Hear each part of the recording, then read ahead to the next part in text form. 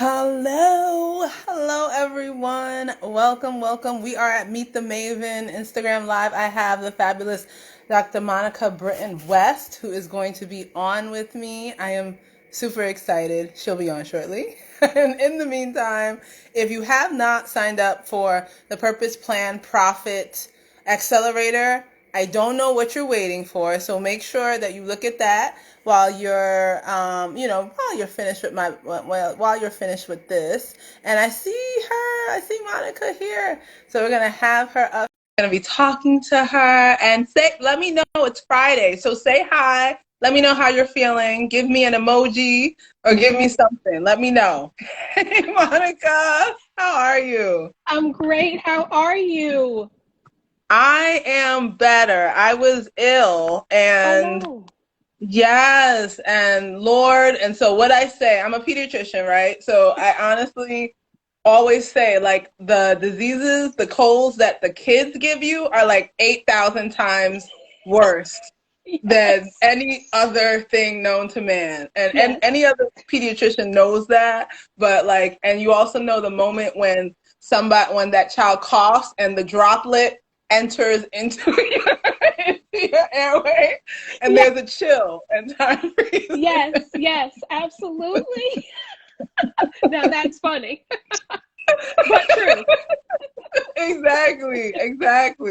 So everyone, welcome. I'm so super excited to have you on here. We're actually, I always think of a specific topic to talk about, and think about like the person who we're bringing on. I'm going to introduce you in a moment, and I think for me it was like the importance of doing what we love, right? The importance of doing that for others, like meaning how that actually impacts others. And I really felt like that connected with what you do. I would love for you to introduce yourself. I'm going to introduce, but why not? You're here, so you introduce yourself. Why not? Yes. Okay. Well, thank you. And again, I have said it to you several times in email, in IG inbox, all of that, in the DMs. Thank you for sharing your platform with me. And good evening to everyone who is here with us tonight. My name is Monica Britton West, and I am the founder and president of Black Girl on Campus and a couple other things that fall under that. But Black Girl on Campus is where I equip, empower, and inspire young Black girls who will be first generation college students like I was, for them to own their power and to be able to take that and to just have their dreams become a reality, because that's what I did too. So that is the work that I do. I've been doing it now since really launched in 2017, and 100% looking at it since December of 2020. Wow. And you are a born and raised New Yorker, just like me. If you all can't Yes. hear it, okay? Just let us talk for a while. Let us talk for a while, and then it'll start to come out. But I Yes, think absolutely. and I think one of the beautiful things about you, because I always talk about pivoting, is that like this is who you are now, okay? Yes. But beforehand, you had this career in the entertainment industry, and then you were doing work with like record labels, and you were doing advertising and marketing, and I think it's really important to say that because I like to talk about pivots, and even on Meet the Maven, what I hate for people to do is to come and see two people having a conversation and not know how those people got to where they were, so that we realize that, hey, oh, I can pivot if I need to and create something that completely does not exist, like Black Girls on Campus, Mm-hmm. and have it pretty much. I mean, when we think about the women that you're inspiring and allowing to become, right, these like high schoolers, and then allowing them to like move into such amazing places, I think it's really important for us to recognize that I think I've said it before, but like your purpose is somebody's promise. It's something like if you don't claim that or own that, right, there are people waiting for you to do that. Like there Mm-hmm. are people who are like, well, Monica, please start this Black Girls on Campus. Like, Yes. how long is it gonna take? So let's. So what are your thoughts about like the pivot? Because you are a pivot master, apparently. Like you've done a lot of pivoting.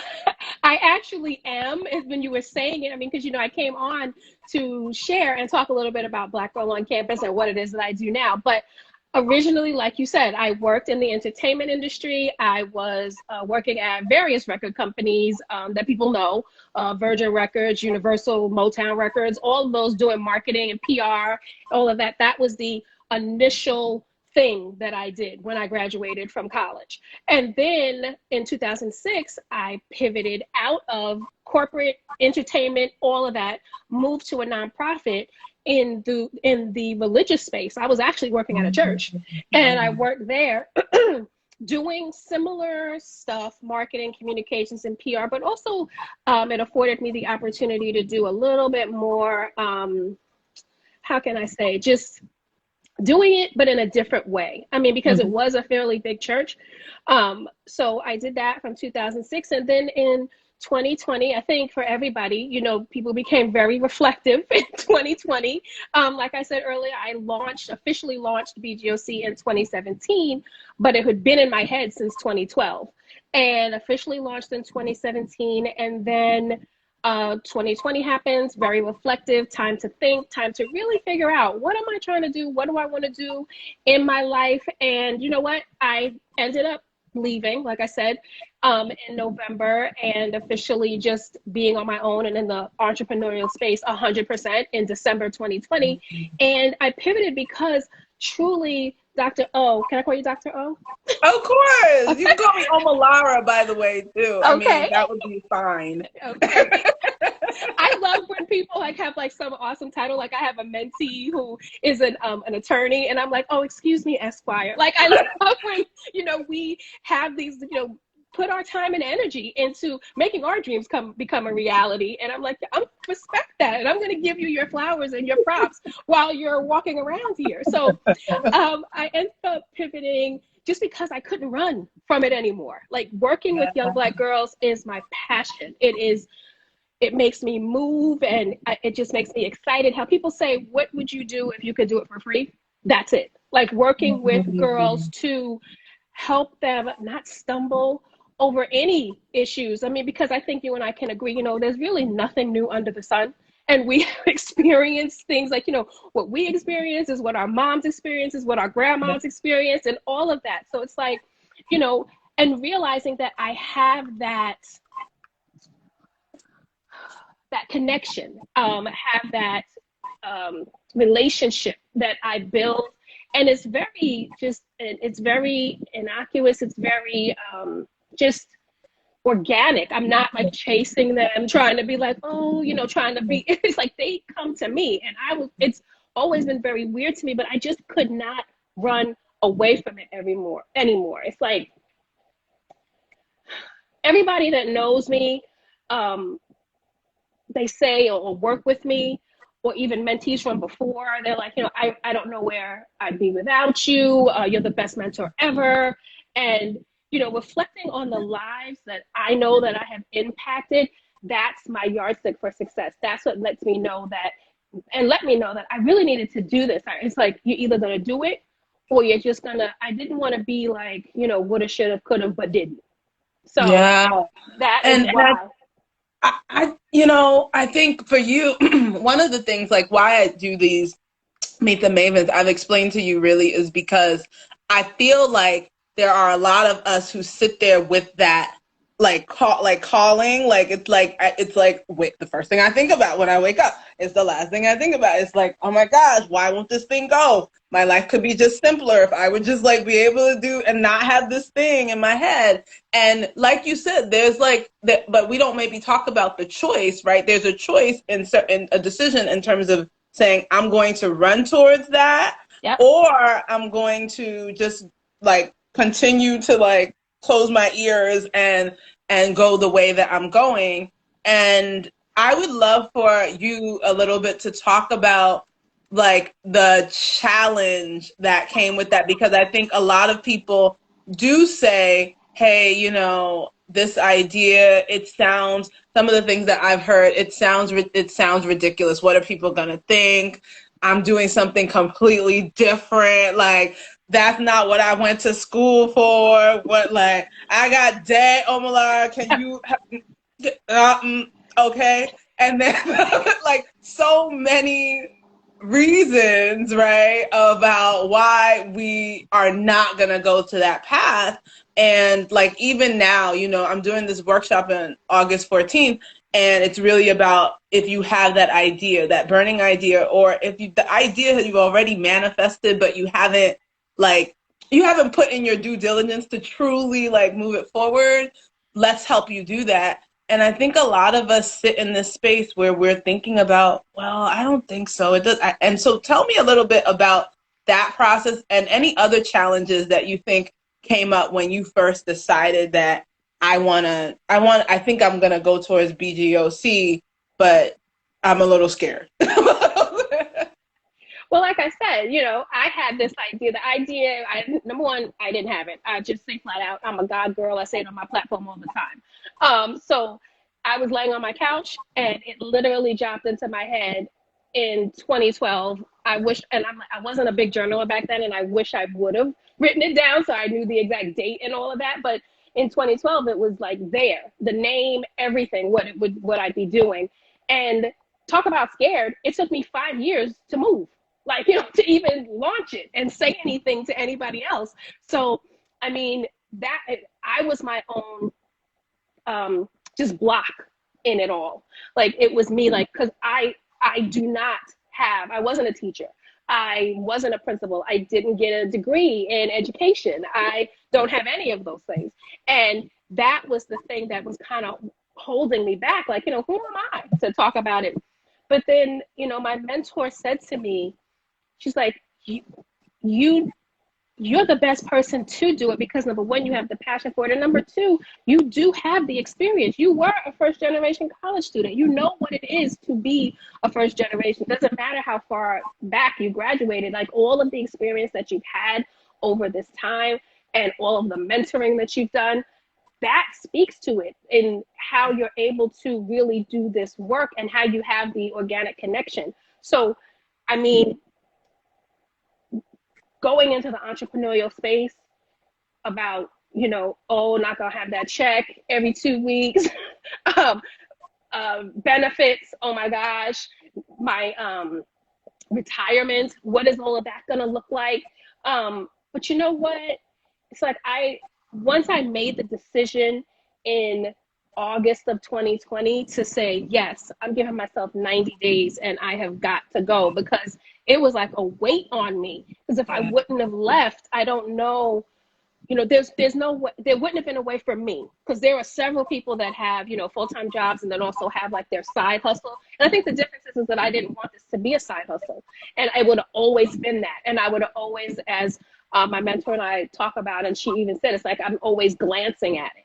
And I'm not able to give it 100%. So, I mean, I think the biggest challenges were myself with that, with the imposter syndrome, self-doubt, because I don't have the credentials and the education to do it, but I am a college grad. It's not like, I don't know the experience. So that was probably the biggest challenge those were the biggest challenges that I experienced in just getting to this point. And I will say that I do not regret at all having, left. I mean, certainly I had savings. I was prepared. I didn't just say, what, peace and just go and do this. Okay, wait, can we stop and let everyone say that again? It wasn't like, it wasn't the, I'm picking up my stuff and No. Don't do that. I do not advocate for that at all. If you have something that's in your mind and you're thinking about doing it and you want to start saving your money, preparing yourself so you can really give it 100% and you're not looking over your shoulder and constantly, afraid that something is going to happen. I mean, yeah, there were days when I was like, okay, you know what? But I stuck it out and made it happen. And it was such a relief because I was prepared, because people always say too, like, you're never ready. I think I wasn't ready, but in my mind I was ready to leave this behind and give this a shot.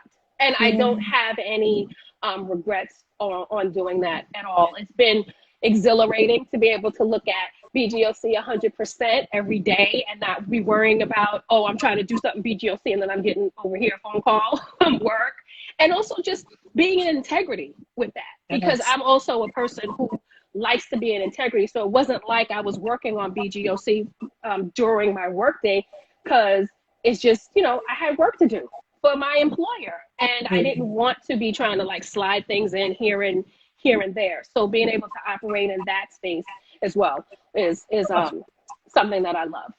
I love this. And for those of you who are watching, I would love for you to pop in any questions, put them in that question box thing. Definitely. If are you, one of the things I want to ask the audience is, are you contemplating a pivot? Are you already, have you pivoted already? Like, what is it like right now that you're dealing with if you are either trying to do one or if you've done one and you're like, ah, like, cause that was me.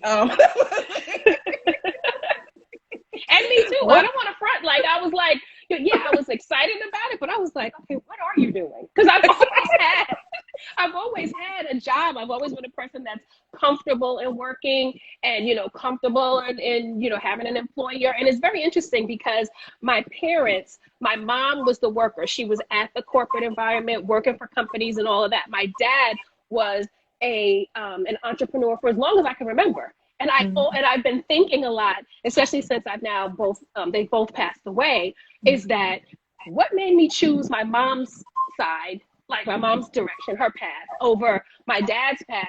And you know, I love my parents incredibly, and I love them both. But I was definitively, anybody will tell you, I was a daddy's girl. So that's what makes it even more interesting to me that I ended up going to work for people for the majority of my professional career thus far. But yeah, it it's a scary thing, but there's nothing like, and I think you can agree, Omolara, there's nothing like working for yourself, like, and having your own, you know, your own.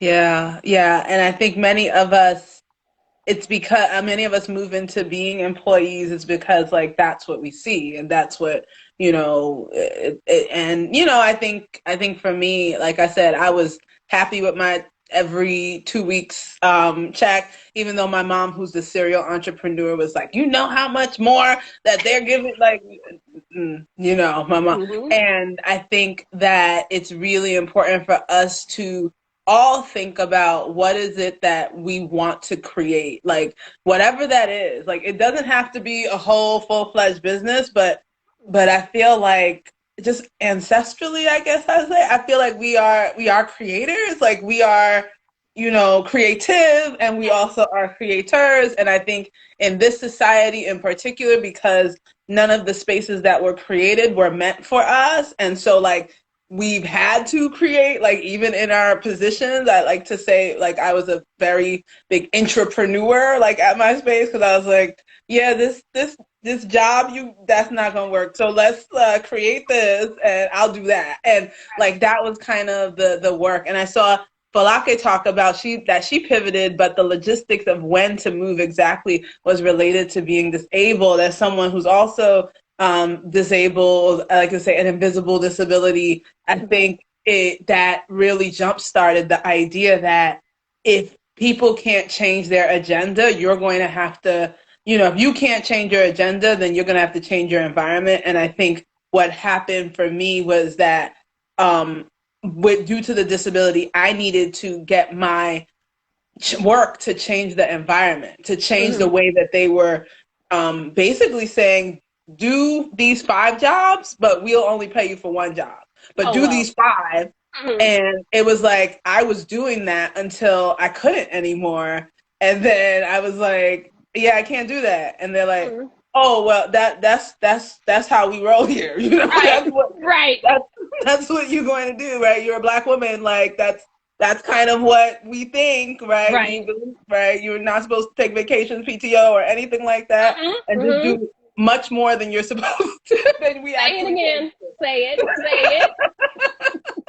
So and once you're like, oh, I'm not doing that anymore, it's like, oh, well, okay, see you later.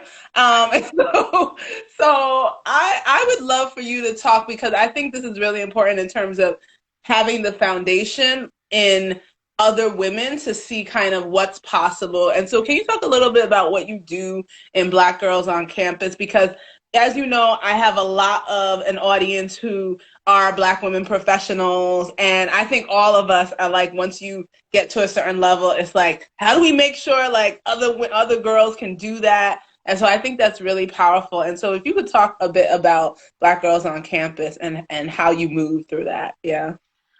So Black Girl on Campus, it starts out with, yes, the whole conversation about college should really start being dropped into your child's spirit, if you will, in the 6th grade. So it's just something that they can always, they hear, they know what it is, they consider it. I think, especially back in my time, and I'm going to date myself, was the thing that really had me like, oh, I knew I wanted to go to college, and my parents were like, oh, yeah, you're going to go to college, even though they didn't, but I knew I wanted to go as well. But at the time, what was happening was A Different World, the TV show. So it was such like a big part of like, oh, wow, like that's what's going on at college and that's what you do. So that just kind of reinforced like, oh yeah, I definitely want to go to college. So yes, it should start in the 6th grade, but my work, because I am solo, I have a couple of people here and there that help, but for the most part, I am solo. It starts in the 9th grade. So from high school, 9 to 12, and I work with young Black girls, just getting them on the path to understand it's not just picking up the application and deciding, in the 12th grade, oh, I want to go to college and I'm going to start, completing applications. There's a lot to do prior to that to be prepared, to prepare your resume and what it is that you're doing, to even figuring out. I really start with figuring out what is your passion? What is it that really moves you? That you really are interested in? And what are the things? So then that way we can try to figure out together what is the best college to go to, what you should be majoring in. What does that look like on the back end once you graduate, and career paths? What are the things that you can do? What kind of internship should you go into? What are the different things? Should you study abroad? Will that help your cause as it relates to getting out once you graduate and getting a job? So that's the lion's share of the work.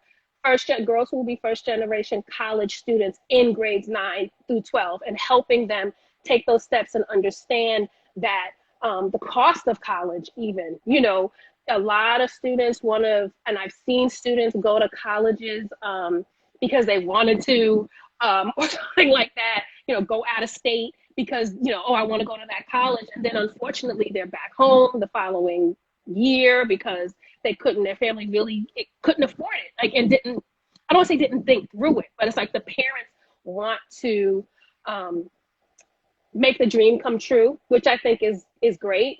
But it's also about bringing the families together to say, let's have a real conversation too about what is the financial, the cost of this, how is this going to affect your family financially? Because when the school wants their money, they want their money. And you're not going to be able to register for classes if you have a balance. And it's a whole thing that it's very layered, as you know. I mean, you have several degrees, so you know how layered it is as it relates to going to college. And it's not to say don't do it, because the fact of the matter is that so many, if you graduate with a high school diploma, you are going to make 62% of what a college graduate would make. So I know there's this thing out there, like people talk a lot about, oh, do you really need college? Do you really need college? I think you need college, obviously, or else I wouldn't do this work. And I think it's especially as Black, our community, we need college. We need to at least understand, even if you're going to go and become a business owner, go to college to understand business, the business of how to do business, because it's not just going into opening up your store or your beauty salon or your landscaping business or your whatever it might be, and not knowing the fine details of how to run a business, because there are ways to do it, and college helps you do that, and you won't have to be stumbling and losing money and all these other things. So that is the crux of what it is that I do at Black Girl on Campus. So help them in high school, help them even as they walk through college through my program, Lift as You Climb. And then a couple years out, once they graduate and adulting and trying to get a job and all those things, working with them on that level as well. Oh, goodness. I love it. I love it. It's just, no, because so this is the thing that me and you, right, have in common. Like, it's about creating these spaces and seeing the power of community, right?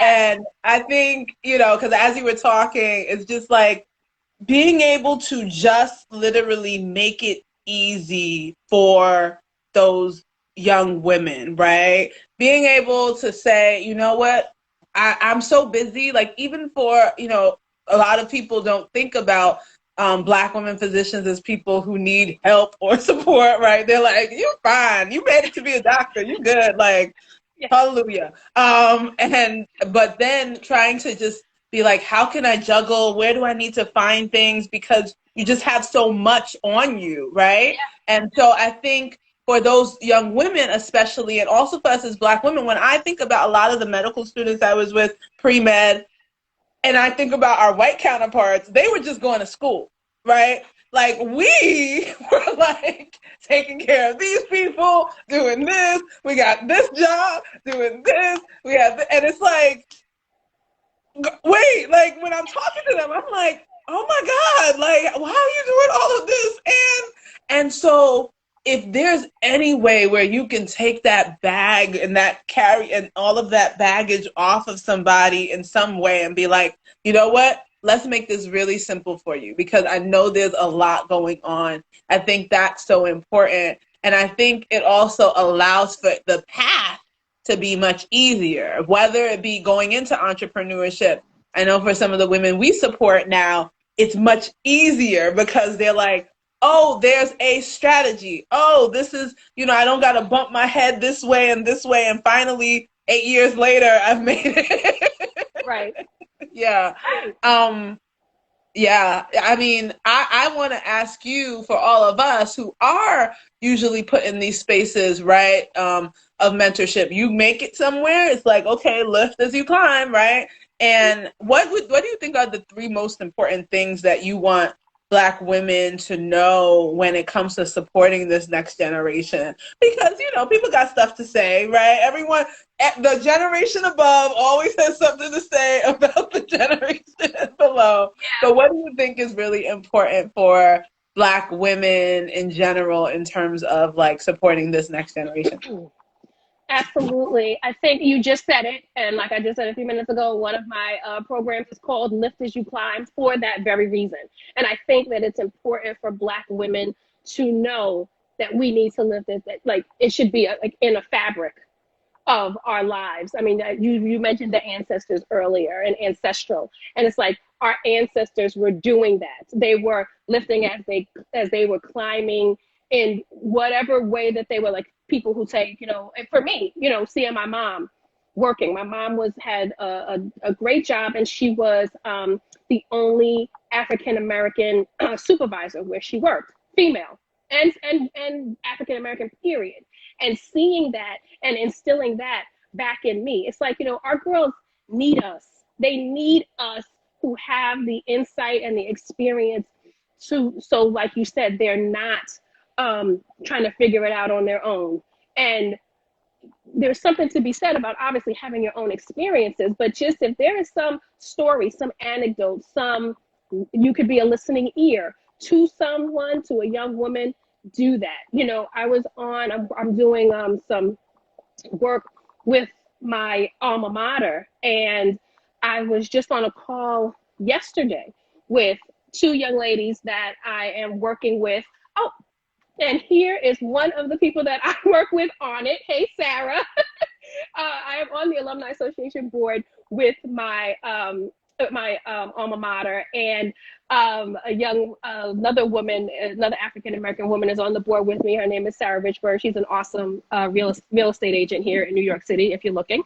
And Sarah is super connected at our alma mater. And we are working on something, and there are two young ladies that we work with. One just graduated, and she is absolutely ridiculously amazing. Her name is Corinne, and she is working towards, or her goal is to like kind of meld music and neuroscience. And then there's another one. She is in the grad school at our alma mater, and she is just really, both of them are like stars. And it is not anything for me to take the time to talk to them, to work with them. They text me, I'm responding, to give them the insight that they need to just make a decision, make a better decision, get a different perspective. They don't know what to do, or they have an idea of what they want to do and they need somebody to bounce it off of. So first of all, lift as you climb. Be as available as you can to our young girls, because, or young girls or young women, because they really need it. Secondly, I would say is be your sister's keeper, meaning whether it's at work, it's with your friends, it's, you know, family dynamics or whatever. Our younger generation, they learn from what we do. They see us, you know, seeing us what we do. If we're sitting around here gossiping, backbiting, all of that, what is it that you think they're going to do when, you know, they get older? You know, any therapist will tell you that, you know, much of how we behave in our adulthood is things that we saw in our childhood or experienced in our childhood. So, you know, be your sister's keeper, you know, be as supportive as you can to other women, other Black women, your peers.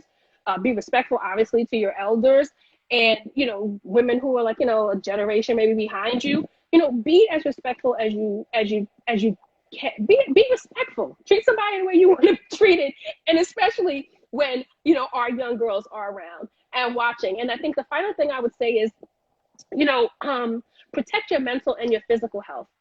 You know, we have this whole conversation going on now about Simone Biles and you know, what Naomi Osaka did, you know, in terms of choosing themselves, which I thought as young women was so powerful. It was a lesson for older women, older women who don't choose themselves, and for younger, and for, you know, their peers, and for younger girls to see, like, look, you know, it's okay. It's okay for me to choose myself, and that lesson of self-care. You know, our girls need us as older, you know, the older generations, or whatever word you want to use. They need us here to cheer them on when they make it to our age and start making it to through the things that we're experiencing now. So, I mean, I've seen women on social media supporting Simone Biles, Naomi Osaka, you know, in such a way, and it's been so heartwarming, because it's just been so powerful to watch. And then to hear, you know, I saw a tweet that I think Simone Biles made about, you know, seeing all the support that she's been getting, it made her realize that she was more than gymnastics, because that's all she ever. Go, Omolara, no. go. No, you know I could talk about this all day, every day. But I was just gonna say that what a lot of times Black women get, you know, that praise and acknowledgement is for the thing, right? And not who we are, but what we either give, right? And what we bring. And what that does a lot of times is it now allows for people to not see us as human, which has been the MO for for centuries, right? For us, and to see us as only, what is she bringing? What is she giving? What is she doing? And we don't care about who she is or what she's being, right? That's not allowed. You're not allowed to just be. You're not allowed to just like take that in and say, I have needs, right? I think there's a book called Burnout by Amelia and Emily Nagoski, and they talk about this thing called human giver syndrome. And the idea that as women, we've been socialized and taught that if we aren't doing and giving for somebody, like, that is the epitome. That is kind of like, you just haven't, you haven't fulfilled who you're supposed to be as a woman. As a Black woman, that's exacerbated. Exactly. As a woman health professional, right? Who, it's like not like 10 times more, right? And I think that, like you said, there's this opportunity for us to either take the lesson or bypass it. And I'm hoping that more of us are seeing that lesson. And I'm hoping that even right now, as you speak, you know, it's very easy, right, for us to get consumed by our work. Mm-hmm. It's very easy. And especially when it's work that we love. Yeah. Right, because then it's like, I don't need to eat. I need to save these girls. No, they need this and they need that, and then the model becomes that, right? Because Mm-hmm. they're like, oh well, Miss Britton West, you know, that's how she operates, and she's just always there. And you know, and when we put boundaries and we're like, I love you, but this week I'm out of office. It now gives permission for them to be like, oh, I liked how she did that. Okay, I'm doing that. Let me put my out of office here. Yes. Yes. So you're so right, because we say so much and we like give so much and we tell so much, but really those things that we're putting by saying no, by saying let me find a time here, look at my calendar, you know, those things are things that I think are supersede or even magnify like how do I operate? How does this person operate? And so that they can do the things that are so big and vast, right? When we look at what you do. Let me ask you something. One thing I always like to ask is, what do you wish someone would have told you when you started your pivot into, now we don't have enough time, okay? Just so you know, so we don't have time for the 20 things, but you can give me one, maybe two things that you wish someone would have told you when you, because we got a lot of women here who are in a 9-to-5 or in, you know, in a space, doesn't even have to be a 9-to-5, who might also be in entrepreneurship and are just like, it's eating me, like something's going on. I'm not, you know, I'm almost being being held down and held back. What do you think? Yeah, what would you have wanted someone to tell you? You know, I'm lucky that when I started the entrepreneurship journey, I had a ton of experience under my belt, professional experience. So it was, there was a lot of things that I was aware of, a lot of resources, and you know, I had networking, I had a great mentor, and I had a strong team of people, like my inner inners, as one of my good friends Gigi says. So and a couple of those inner inners were entrepreneurs already, so I had watched them for years, and they were able to share, and I could see for myself different things. But I think the biggest thing that I would say is, you know, go with your gut, because it's never gonna lie to you.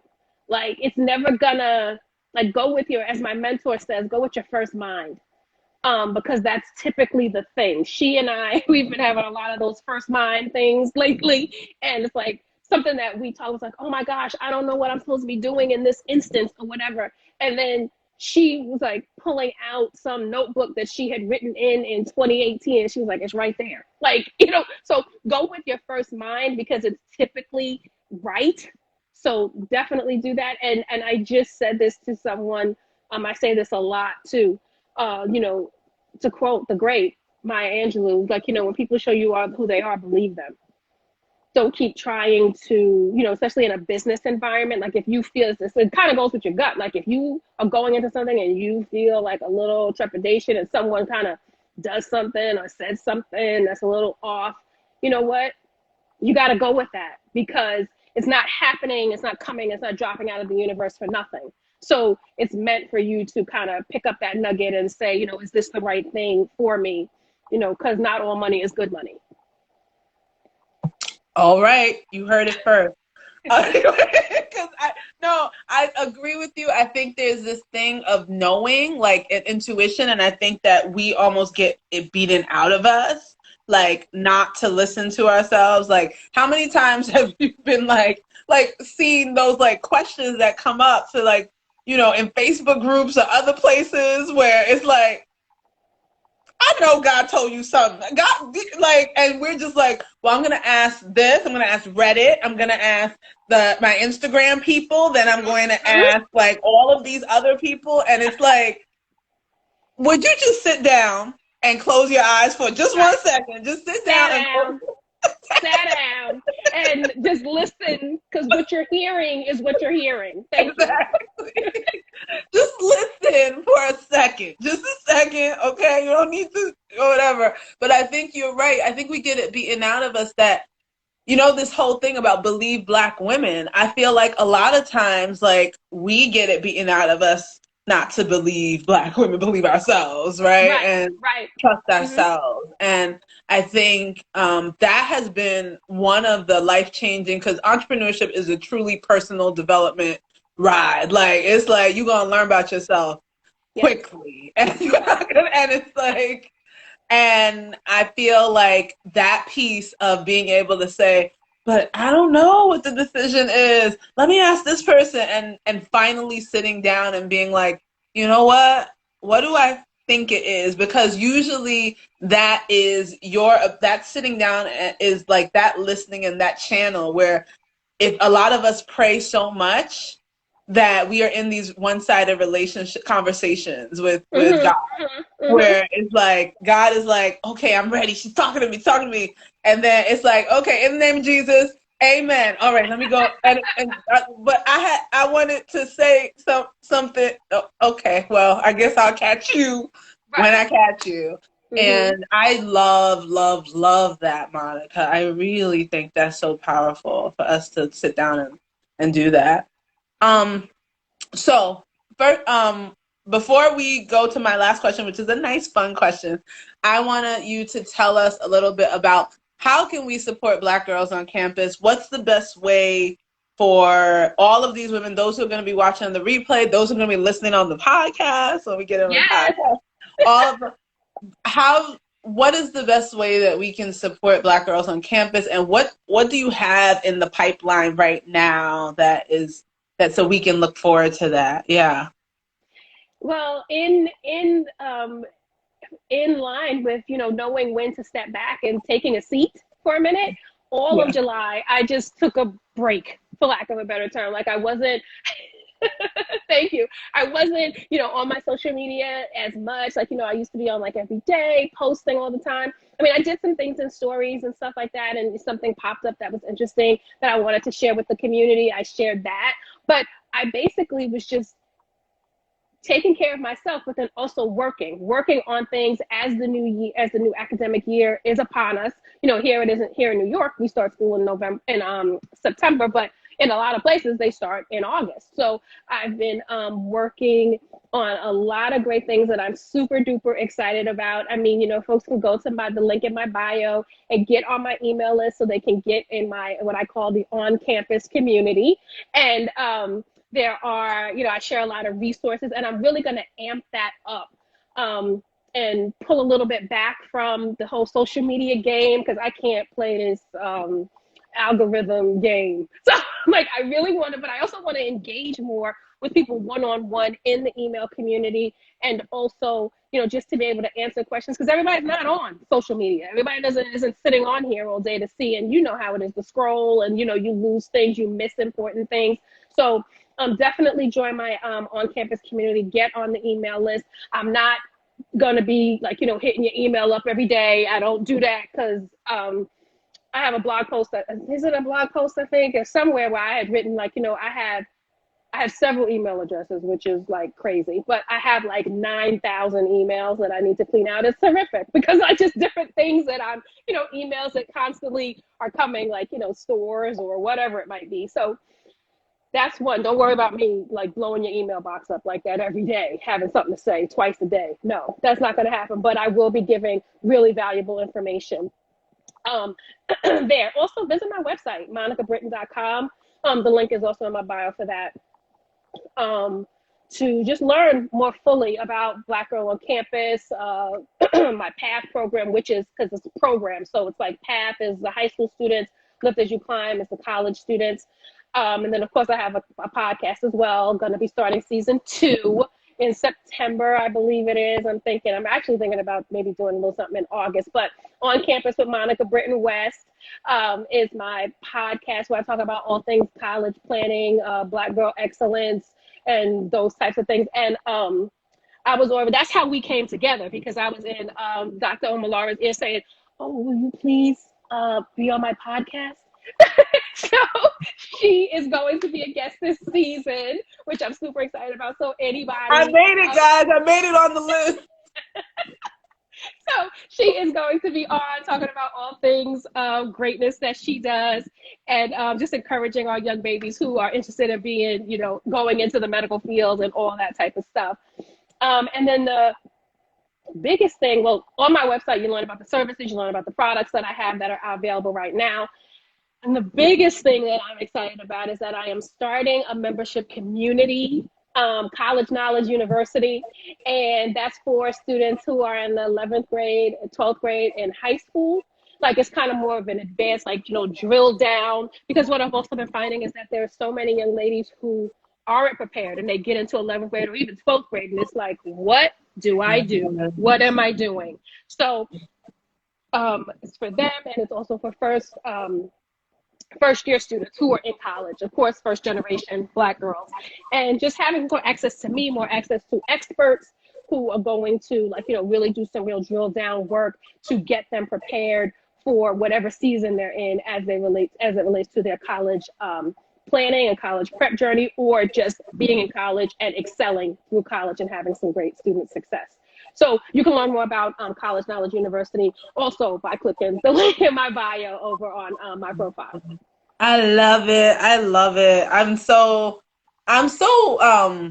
One of the things that I do really love about doing this work, even though it does require, well, thank God for my team, right? Thank God for the people who actually do have to come on my page and They're awesome because do they the were in my social inbox and stuff. They were awesome. Yes.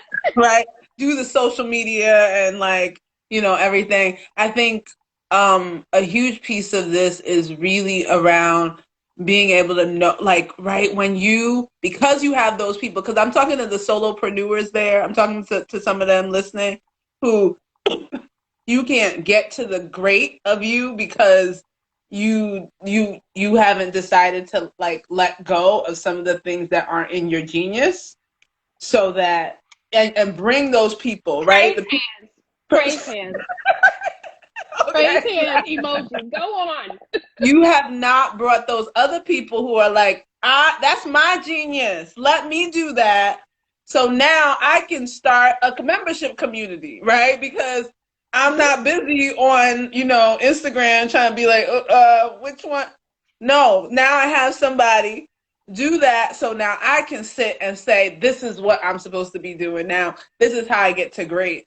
And it is a hard road, and it is hard to let go, and the perfectionism is real and the people pleasing is real. But I'm super excited to hear that, because so many women are going to be so blessed from being able to be one, have their daughters have a space for that, and two, as women just on this platform, as young women on this platform, and knowing that there's something like that available.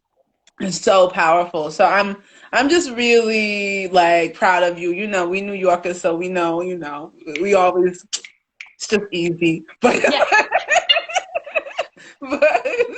but okay, last question is, dead or alive, one Black woman who you would love to have coffee with, dead or alive, just one, you can only pick one that you would love to have coffee with, and why?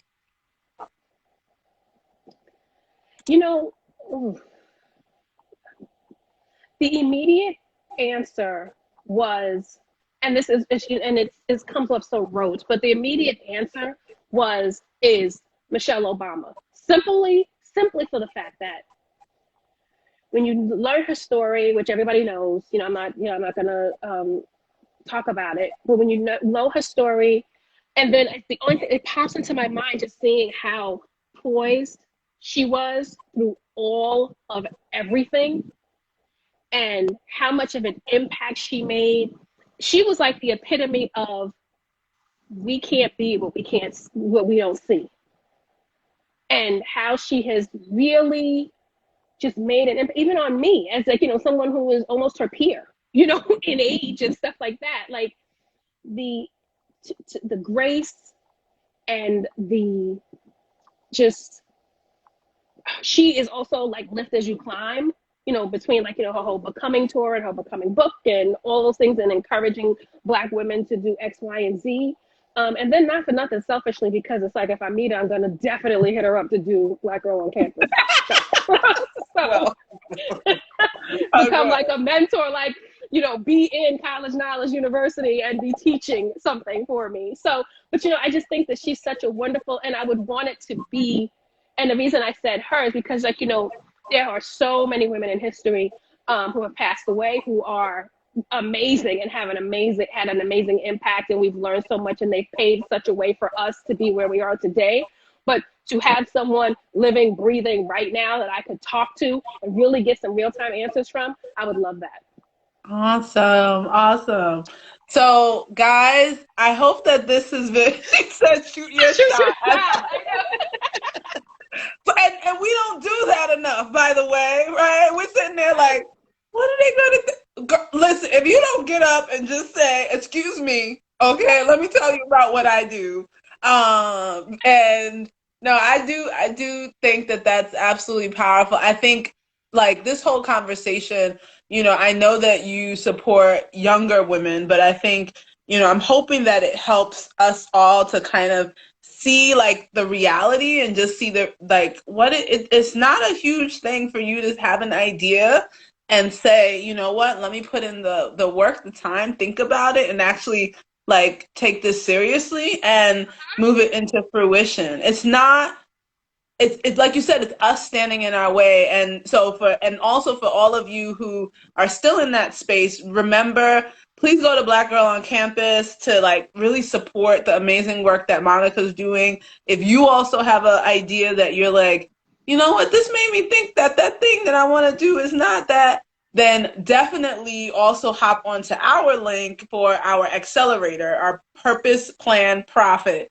Accelerator, which is, I always have to, like, close my eyes, like, the Purpose Plan Profit Accelerator to support more Black women physician entrepreneurs, those that are aspiring and even those that currently exist, to help them get to that next level because of the model, right? Because once we start creating those spaces, I feel like we just have so much reach, particularly as women physicians, just because of the amount of people that we see each day and the lives that we touch.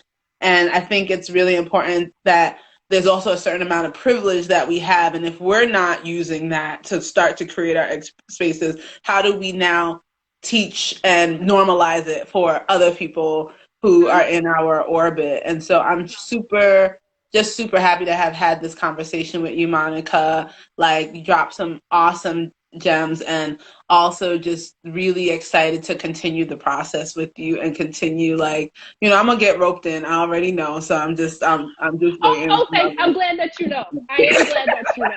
I am. I already know. But and I just want to reiterate for anyone who might have jumped on after, because you said something really powerful at the very beginning of this, or earlier on, is that if you have an idea or something like that, people are waiting to hear your voice. And that's why you have to move. I'm not going to say no more because you said it, so however you want to say that again. But it was so powerful because it's like, you have to do it. It doesn't matter that somebody else is out there doing it. It's like they can't hear those other people because they have to hear you. Yeah, I usually say that your purpose is somebody's promise. That's the thing that, like, they're just waiting. They're like, please, like, I need her. And yeah, you don't have to say, oh, but 8 people are doing it. They're not doing it like you.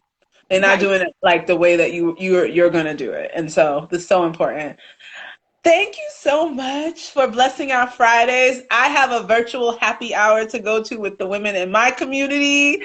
Yes, have fun. I will. And other than that, I hope that all of you who watched enjoyed and got something out of this.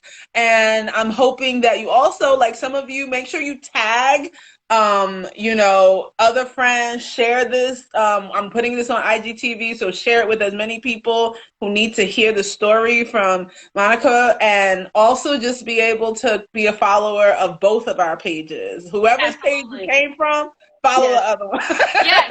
Yes, because that's the support that we need. That's the support. Thank you. Exactly. All right.